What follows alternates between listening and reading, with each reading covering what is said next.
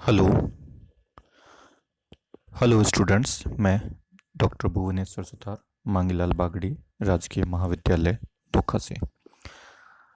आज हम अध्ययन करेंगे आयताकार विभव प्राचीर या विभव रोधिका की, जिसे हम रेक्टेंगुलर पोटेंशियल बैरियर कहते हैं। माना m द्रव्यमान का एक कण जिसकी ऊर्जा E है, चित्रानुसार एक विभव क्षेत्र में गति करता है। इस प्रकार के विभव क्षेत्र में x इक्वल टू 0 से x इक्वल टू a तक विभव का मान v0 के तुल्य होता है। बाकी पूरे स्पेस में विभव का मान शून्य होता है। इसे विभव रोधिका कहते हैं या विभव प्राचीर कहते हैं। गणितीय रूप में इसे इस प्रकार लिखा जाता है: Vx equal to v0 x less than a के लिए इसे रीजन फर्स्ट से डिफाइन करते हैं। x in between 0 to a second region, जहां पर पोटेंशियल का मान Vx इक्वल टू v0 है। Third region x greater than a के लिए Vx इक्वल टू 0 है, जहां पे v0 एक पॉजिटिव कांस्टेंट है। ग्राफीय रूप में इसे चित्रानुसार प्रदर्शित किया गया है। x लेस देन 0 के लिए पोटेंशियल का मान 0 है। x इक्वल टू 0 से a तक पोटेंशियल का मान v0 के इक्वल मिलता है। अगेन x ग्रेटर देन 0 के लिए थर्ड रीजन में पोटेंशियल का मान 0 मिलता है। अब हमें कण के लिए वेव फंक्शन को ज्ञात करना है। वेव फंक्शन का मान ज्ञात करने के लिए हम एक विमीय काल अनाश्रित श्रोडिंगर समीकरण का उपयोग करते हैं, जो है minus H cross square upon 2m d2 psi upon dx square plus v psi equal to E psi. Iota H cross square upon 2m को हमने डिवाइड कर दिया पूरी इक्वेशंस में और टर्म को रीअरेंज किया, तो हमारे पास समीकरण कुछ इस प्रकार से मिलती है: d2 psi upon dx square plus 2m upon H cross square bracket में e माइनस V X psi X equal to 0। यहाँ पर वी एक्स के मान रख हम समीकरण को हल कर सकते हैं। तो रीजन फर्स्ट और थर्ड, जहाँ पर पोटेंशियल का मान वी एक्स इक्वल टू 0 है, दोनों ही रीजन में इक्वेशन सेम फॉर्म में मिलेगी।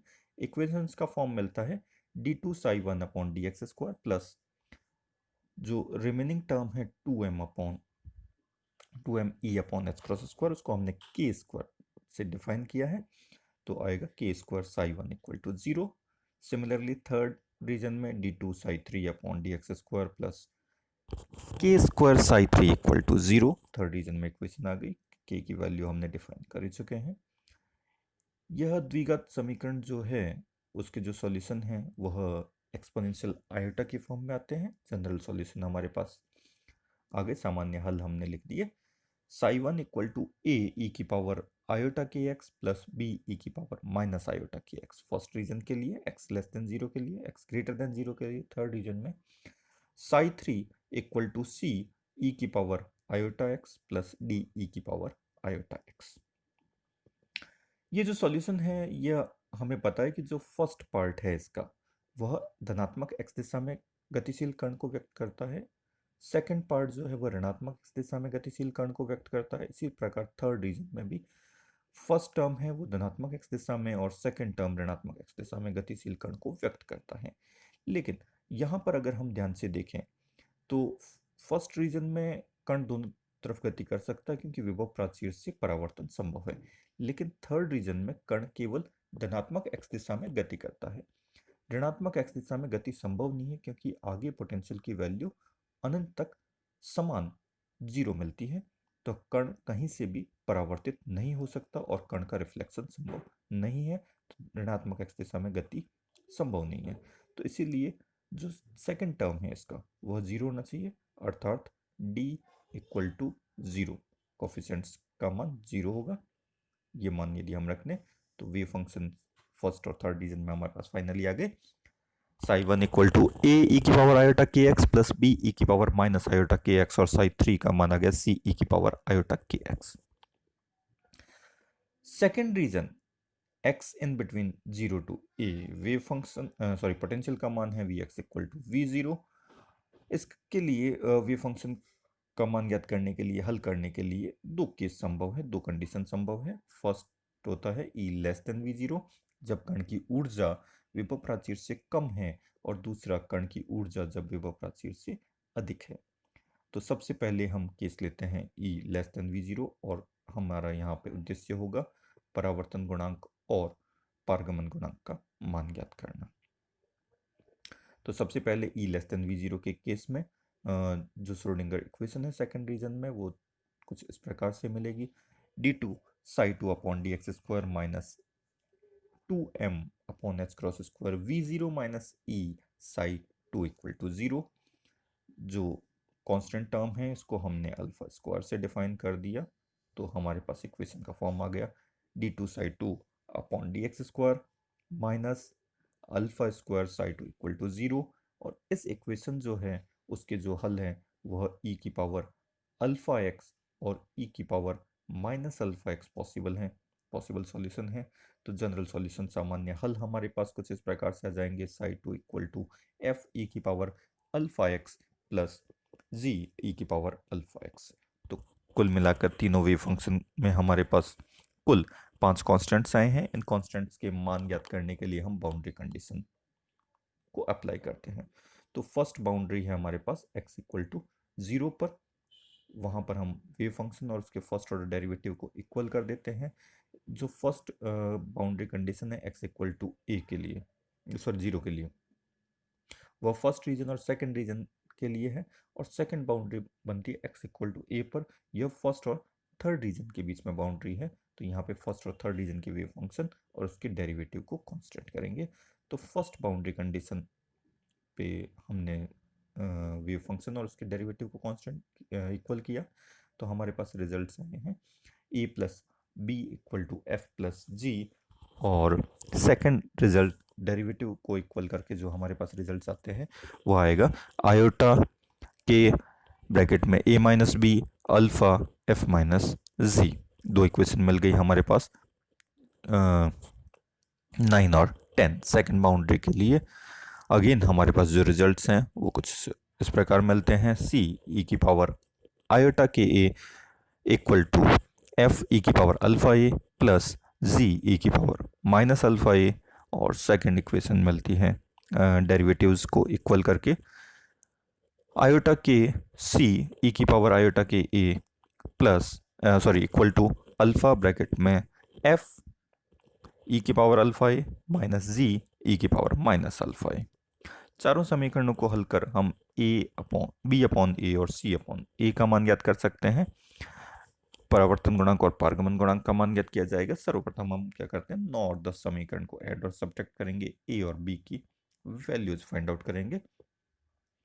तो a का जो मान आएगा 2a equal to F bracket में 1 माइनस आयोटा अल्फा अपॉन के प्लस जी ब्रैकेट में 1 प्लस आयोटा अल्फा अपॉन के। और b का जो मान है वह हमें कुछ इस प्रकार से मिल रहा है, एफ ब्रैकेट में 1 प्लस आयोटा अल्फा अपॉन के प्लस जी 1 माइनस आयोटा अल्फा अपॉन के। समीकरण 13 और 14 आ गई हमारे पास।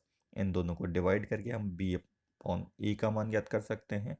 बी अपॉन ए का मान जो है वह एफ और जी के पदों में आ रहा है, K plus iota alpha F plus K minus iota alpha G divided by K minus iota alpha F plus K plus iota alpha G.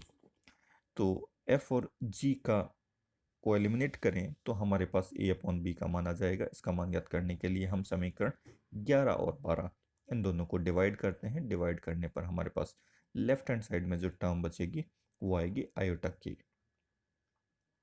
तो ये टर्म आ गई आयोटा के का मान, और इसको हल कर हमने z अपॉन एफ का मान ज्ञात किया, वो हमारे पास आ गया माइनस का k plus iota alpha upon के माइनस आयोटा अल्फा ई की पावर 2 अल्फा ए। तो ये f अपॉन जी का मान आ गया। तो ये मान का उपयोग हमने समीकरण 15 में करना है। यहाँ पर g को f को अगर कांस्टेंट ले लें तो हमारे पास यहाँ पे टर्म बचेगी g अपॉन एफ, नीचे भी बचेगी g अपॉन एफ, कैंसिल हो जाएगा और उसका मान का उपयोग हम इस समीकरण में कर दें तो हमारे पास b अपॉन ए का जो मान है वो कुछ इस प्रकार से आता है K square plus alpha square bracket में e की power 2 alpha A minus 1 divided by K square minus alpha square bracket में e की power 2 alpha A minus 1 plus 2 iota alpha K bracket में e की power alpha A plus 1। Terms को rearrange किया, rearrange करने के लिए हमने यहाँ पे e की पावर अल्फा ए को कॉमन ले लिया तो हमारे पास ये साइन हाइपरबोलिक का फॉर्मूला बन जाएगा। तो साइन हाइपरबोलिक फॉर्मूले में कन्वर्ट कर दिया तो टर्म हमारे पास कुछ आई के ब्रैकेट में K square plus alpha square sine hyperbolic alpha A upon K square minus alpha square sine hyperbolic alpha A plus 2 iota alpha K, और ये जो टर्म है वह कॉस हाइपरबोलिक का फॉर्मूला बनाएगा तो कॉस हाइपरबोलिक अल्फा ए। तो ये जो हाइपरबोलिक के फॉर्मूले हैं वो हमने यहाँ पे यूज़ किए हैं और इसकी सहायता से हाइपरबोलिक फॉर्मूले में कन्वर्ट किया। इसी प्रकार c अपॉन ए और का मान हमने फाइंड आउट किया। c अपॉन ए का मान f अपॉन जी की फॉर्म, f और g के पदों में आ रहा है। f अपॉन जी का मान जो हमने प्रारंभ में ज्ञात किया है उसके मान का अगर उपयोग कर लें तो हमारे पास c अपॉन ए का जो मान है वह कुछ इस प्रकार से आता है c upon A equal to 4 iota alpha K e की power alpha A into E की power minus iota K A divided by K square minus alpha square bracket में ई की power 2 alpha A minus 1 plus 2 iota alpha K bracket में E की power alpha A plus 1।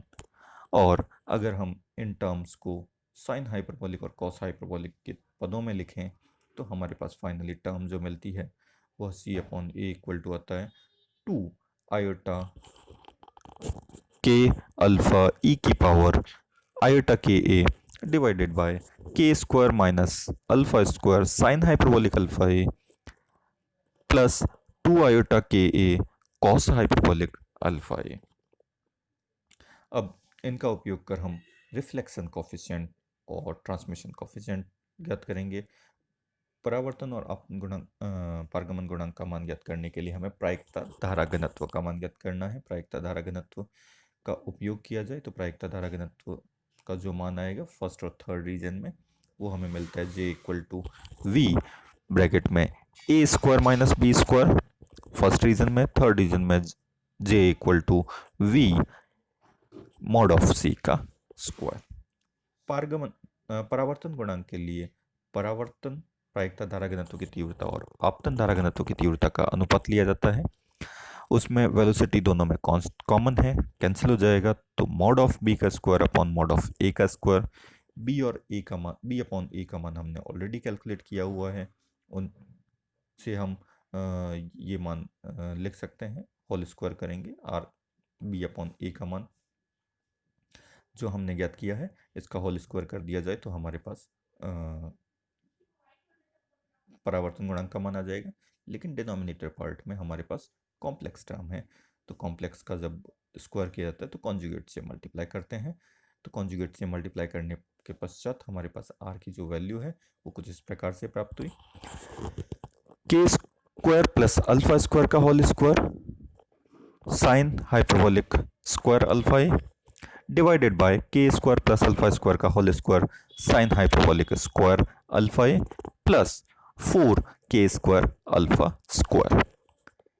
के square और alpha square का मान जो हम पहले मान चुके हैं, के स्क्वायर का मान है 2m e upon H cross square, alpha square का मान है 2।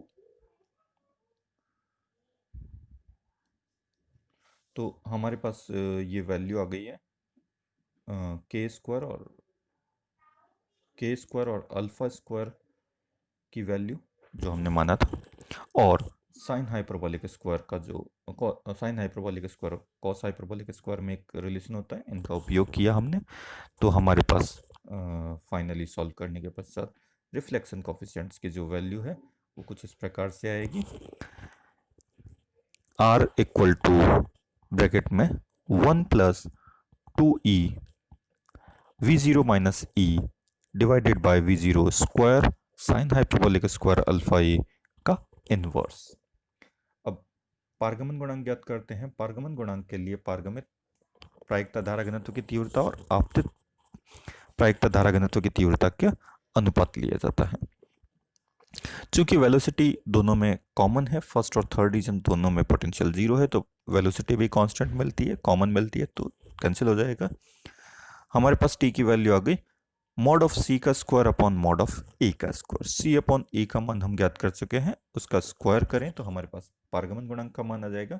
और पारगमन गुणांक का मान हमारे पास कुछ इस प्रकार से मिलता है 4 K square alpha square upon K square plus alpha square का whole square sine hyperbolic square alpha A plus 4 K square alpha square, और यहाँ पर के स्क्वायर और अल्फा स्क्वायर के मान को अगर यूज कर लें तो और हल करने के पश्चात हमारे पास फाइनली जो समीकरण मिलता है टी का v0 और e की टर्म्स में, वह मिलता है t इक्वल टू ब्रैकेट में 1 plus v0 square sine hyperbolic square alpha A upon 4 e bracket में v0 माइनस e का इनवर्स। ये t का मान आ गया हमारे पास में। t के मान का उपयोग कर लिया, t प्लस v जो है उसका मान 1 होता है। ये जो पारगमन गुणांक है और परावर्तन गुणांक है उसका मान 0 मिलता है। तो यहाँ पे एक इम्पॉर्टेंट रिजल्ट मिलता है कि e लेस देन v0 के केस में एक इम्पॉर्टेंट रिजल्ट हमारे पास में आता है कि जब कण की ऊर्जा बैरियर की हाइट से कम है फिर भी कण क्या करता है, बैरियर को क्रॉस कर सकता है, और इस प्रभाव को कहते हैं सुरंगन प्रभाव, टनल इफेक्ट। अब यहां पर दो स्पेशल केसेस हम स्टडी करेंगे। लिमिट ई टेंस टू 0, जब कण की ऊर्जा जो है बहुत कम है, उस केस में ट्रांसमिशन कोफिशिएंट 0 हो जाता है, रिफ्लेक्शन की वैल्यू 1 मिलती है। और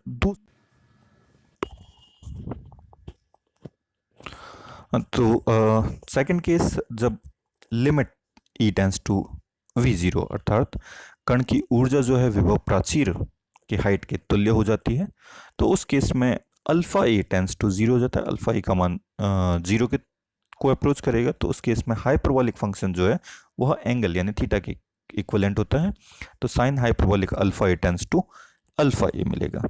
तो पारगमन गुणांक का मान इस केस में हमें मिलता है टी इक्वल टू ब्रैकेट में 1 plus M V zero A square upon 2 H cross square का inverse. M V zero A square upon 2 H cross square जो है वह विमाहीन राशि है, जिसे हम ओपेसिटी अपारदर्शिता का माप भी कहा जाता है। जब विभव प्राचीर की चौड़ाई और v0 बढ़ा दिया जाए तो t का मान कम हो जाएगा।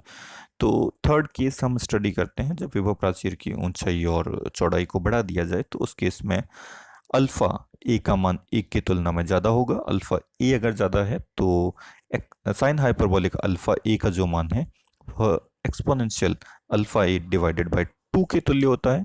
इस केस में पारगमन गुणांक जो है वह t अप्रोक्सीमेटली इक्वल टू जिसका मान आता है 1 प्लस v0 e की power 2 alpha A upon 16 v0 minus e का इनवर्स होता है, और इसका मान 1 के कंपैरिजन में ज़्यादा है तो हम इस 1 को नेग्लेक्ट कर सकते हैं, तो हमारे पास टर्म बचती है 16 e ब्रैकेट में v0 minus e upon v0 square into e की पावर माइनस 2 अल्फा ए। अल्फा ए जो है उसका मान ए की तुलना में ज़्यादा है, तो उस केस में t का मान अल्प होगा और एक्सपोनेंशियली डिके होगा। एक परिमित चौड़ाई की विभव प्राचीर के लिए हमने वेव फंक्शन